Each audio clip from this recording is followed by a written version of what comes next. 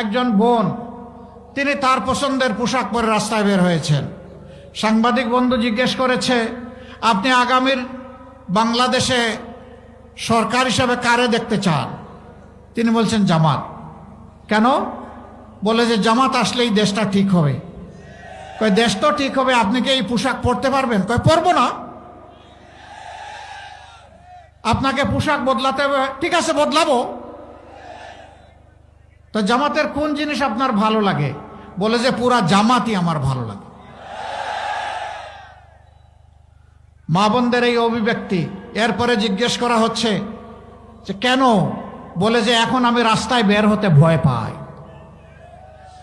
আমি বিশ্বাস করি তারা যদি ক্ষমতায় আসে তাহলে আমাকে আর ভয় পেতে হবে না। হে আল্লাহ, এই যে আমাদের মায়েদের আস্থা, তুমি আমাদেরকে শক্তি দাও, আমরা যাতে এই আস্থার প্রতিদান দিতে পারি।